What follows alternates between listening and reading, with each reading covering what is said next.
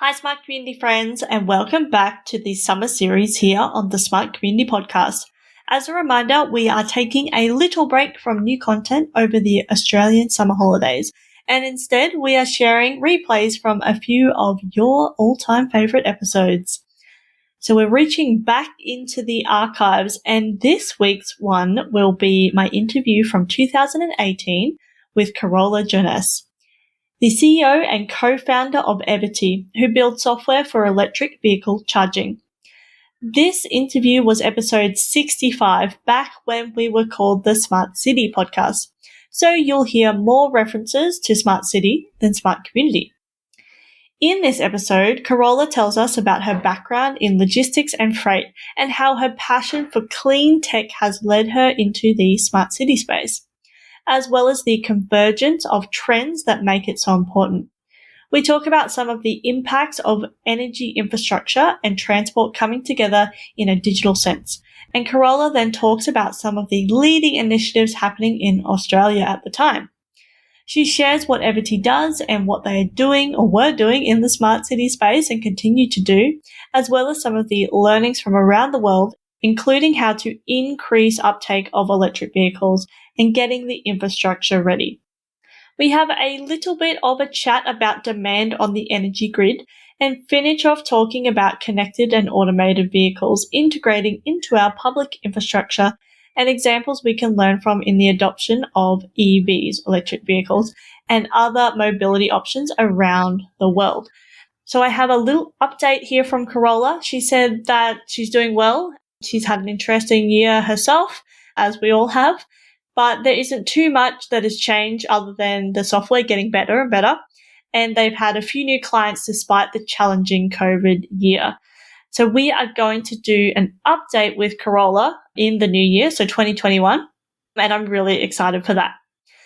But in the meantime, we hope you enjoy listening to this episode as much as we enjoyed making it. Welcome to the smart community, smart regions, smart towns, and smart cities. It's where we live, work, and play. With smart communities, the future starts today. Big data, smart mobility, emerging trends galore. The Smart Community Podcast is what you're looking for. Hello, Carola, how are you? I'm good. Thanks, Zoe. Thanks for having me. No worries. I'm so glad that you could come on. Let's jump straight into this. And can you tell us a little bit about your background and what you're passionate about? Yeah, sure.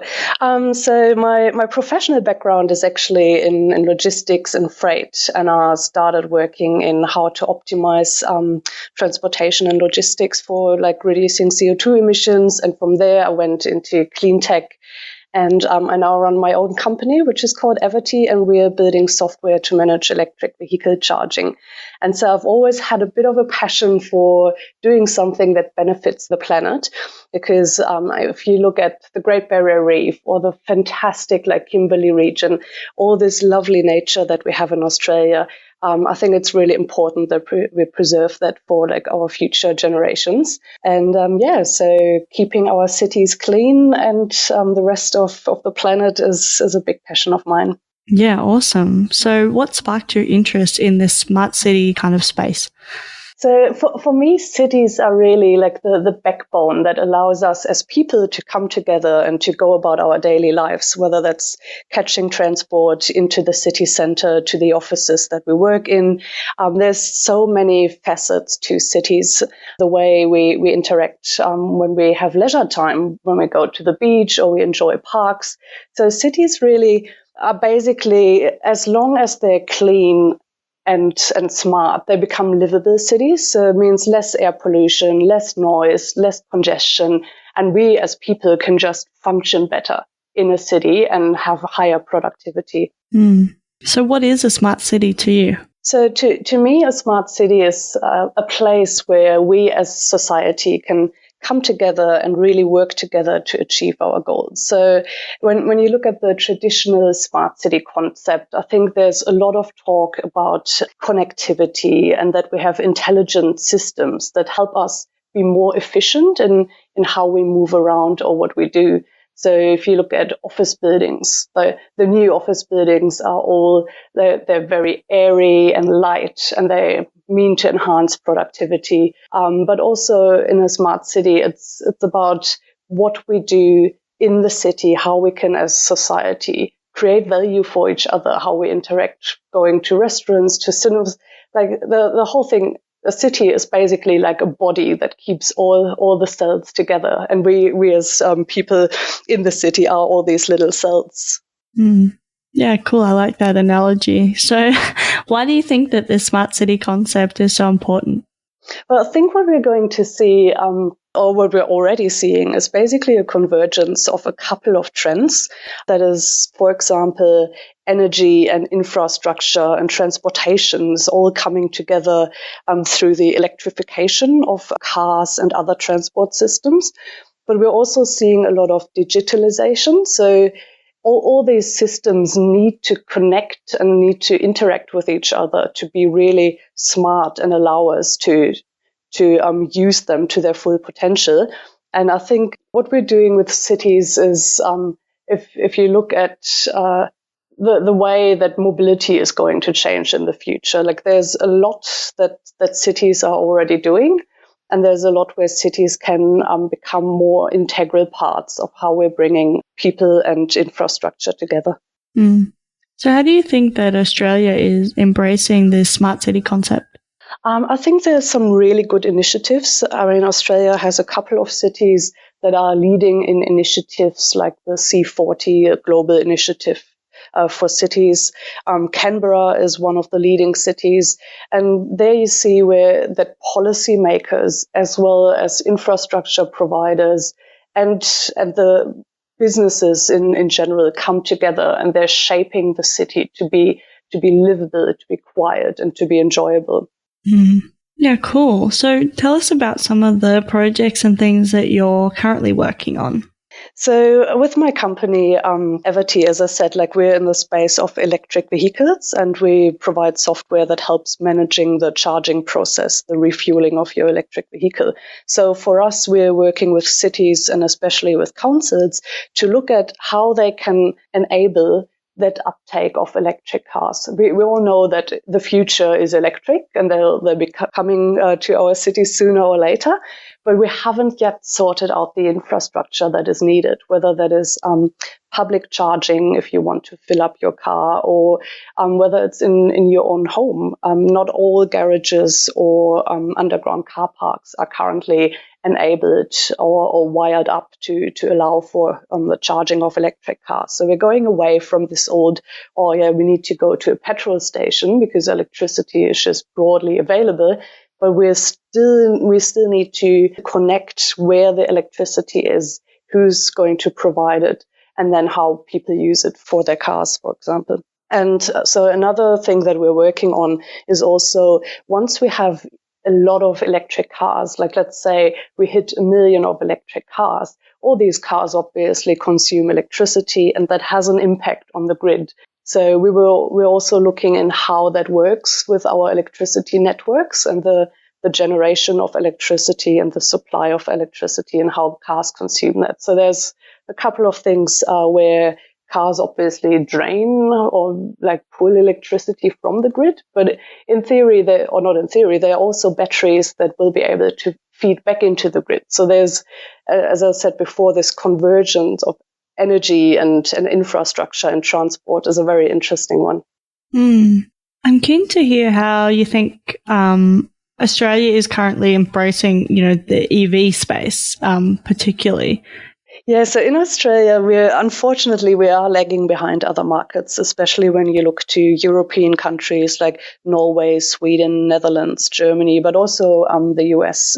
California has great programs for EVs. And I think that's where we see a little bit of that disconnect, where we could benefit from better policy making on a federal and state level, and to really allow us to grow that sector. Whereas at the moment, the car manufacturers don't see Australia as the preferred market with a lot of demand, so they bring their cars to other markets first. But if we were to bring policy and transport and car manufacturers and infrastructure together, then we could definitely increase the uptake of electric cars, which, as I said before, like they create less air pollution, less noise. And if we can then also work on the congestion problem that we have in big cities, then we would definitely have a more livable and more enjoyable city.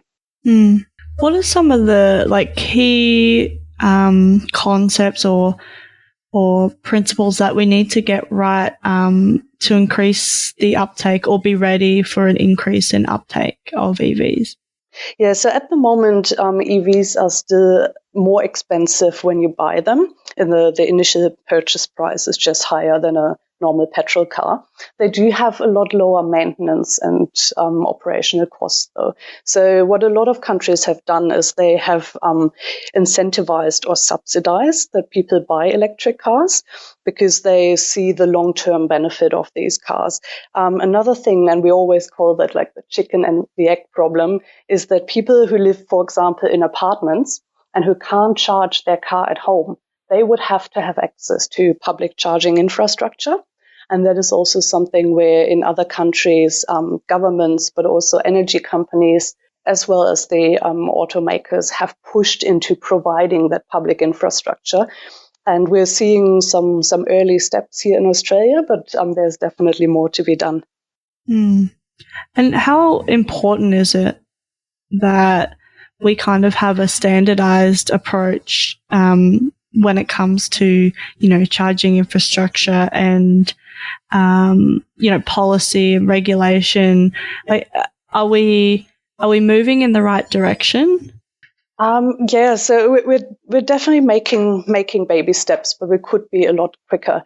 And I think one thing, and that is probably not just a problem for transport or for electric vehicles in Australia, but sometimes there is a bit of a playing ball between federal and state governments.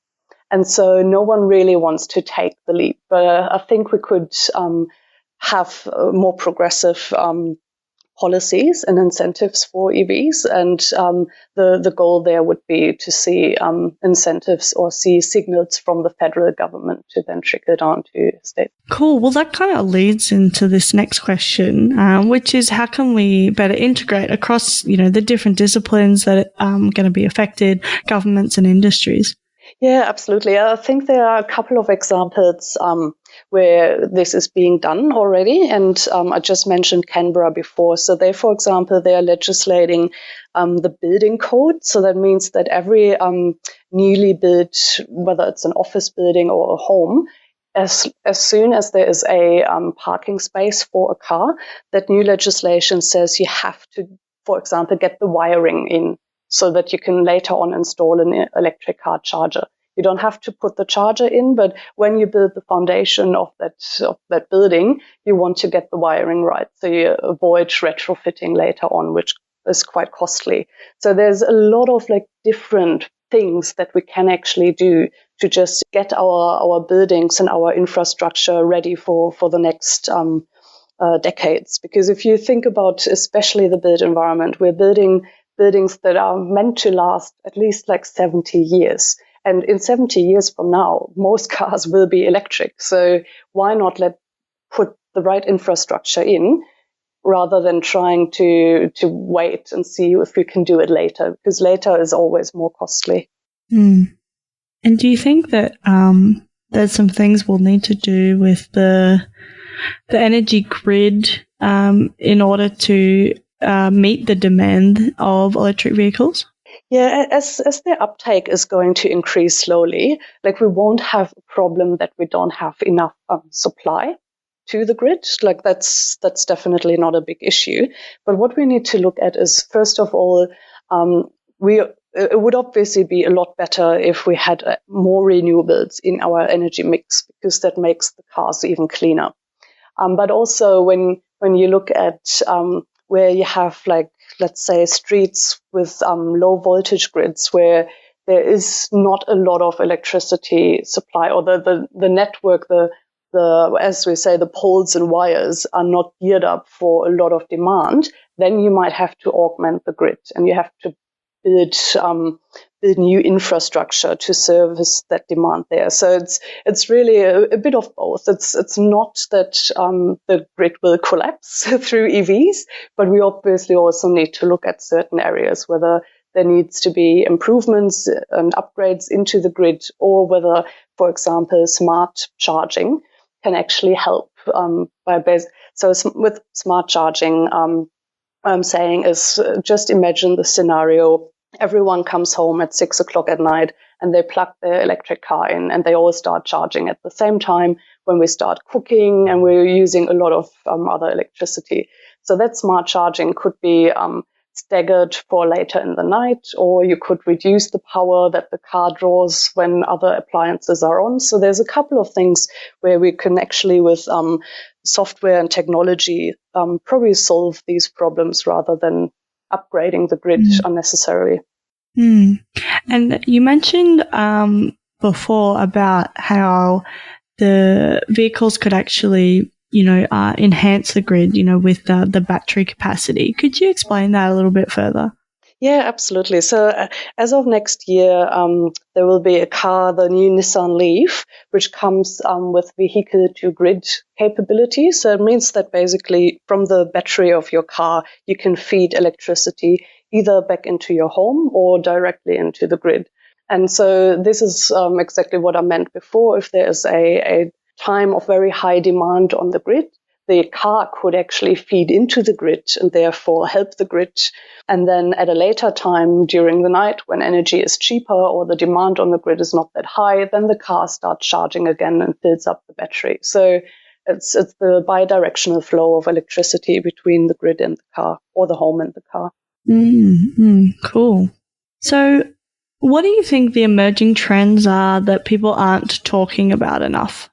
I think even though people are talking about them, but the emerging trends that we need to actually act on and not just talk about is how mobility and transport will change. And that includes obviously mobility and transport as a service, but also the integration of different transport solutions, and especially with the rise of autonomous cars. So a lot of people obviously know that cars will become autonomous, and at some stage we will have robo-taxis where we can just hail a car and it has no driver. But how do we integrate these autonomous cars into our normal transport infrastructure, like the trains and the light rail or trams? And then also the endpoint, when you get to, let's say, a train station in the city, will there be maybe an electric bike or an electric scooter that allows you to take that last mile between the train stations? So I think we need to, similar to when they had for Sydney listeners, the Opal card or Mikey in Melbourne, like there was a time where you couldn't even change a bus without having to pay for that new bus ride. And so we need to look at mobility in the same way. It's all interconnected, and we're probably going to just have one card that allows us to use all these sorts of different forms of transport, which will hopefully help us to reduce congestion and just make transport more efficient. And a good example is I live in Sydney in Coogee at the moment. And so my way to work into the city is about 7 kilometers. But in peak time, it takes me more than an hour door to door because there's so much congestion and construction going on that the buses get stuck in traffic. And so I guess if we can improve the time that we commute, but also the way we commute, it's more convenient. It might not be like a packed bus where people have to stand. There's so many things where we can use our time more productively if we can shorten the commuter time and also allow us to do things while we commute, like working on our laptops or reading a book or anything, basically that helps people to be more productive. Yeah, no, I agree. I'm wondering whether because obviously you mentioned before that Europe is quite advanced, which we know particularly in the EV space. Is there anywhere in particular that we can really learn from the adoption of not just EVs but mobility as a service and those mobility options? Yeah, I mean there's couple of interesting concepts. And I guess there are probably even more that I don't know about, to be honest. But I know, for example, that in Germany, there is a service where you can rent electric cars, but you can basically drop them anywhere. And so it's not like you have to return the car to that point where you've picked it up from. And it becomes really, really cheap because there's enough of these cars available. And I think the cost is like 50 cents per kilometer. So transport will become really cheap, and it'll be available everywhere. But I guess that's also to do with cities, like let's say in Germany or the Netherlands, they have a much higher density of people on smaller in smaller places. So I can't really say this should or could be transferred to Australia one-on-one. But I'm definitely I'd be keen to look on for other transport planners to look at new concepts of how we can make mobility more affordable and more efficient. Yeah, cool. Well, it's been so awesome to chat with you. Thanks so much for coming on to the podcast. I'm really keen to talk some more because I'm very interested in particularly mobility as a service, smart mobility space. And I think, EVs fit into that as well as, autonomous vehicles, but that connected piece and, how they all kind of integrate together, because I think that integration piece is so important. And it can't happen, without the integration. So, yeah, it's been awesome to chat with you. Yeah, thanks for having me. It was a pleasure to be on. Awesome. I only have one last question, which is how can people connect with you? Oh, sure. So, yes, you can find me on all the standard social media like LinkedIn, Twitter, and Facebook, or also via our company website, which is everty.com.au. Awesome. All the links will go into the show notes, and people can click away and connect with you. So thanks again, Carola, and I look forward to talking to you again soon. Thanks, Zoe. Have a good day. You too. Bye.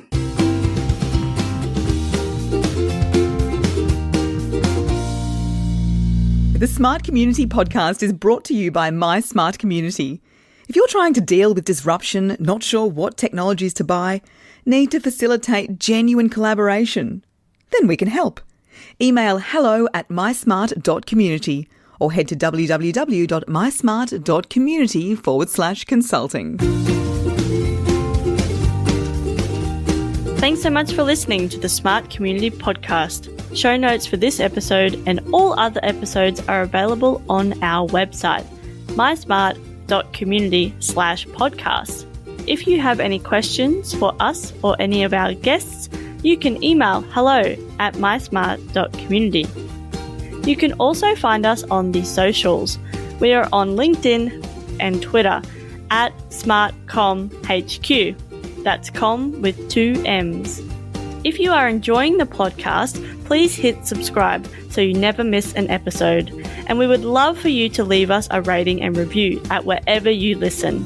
This really helps us reach more ears and eyes, so thank you for your support. As always, we hope you enjoyed listening to this episode as much as we enjoyed making it.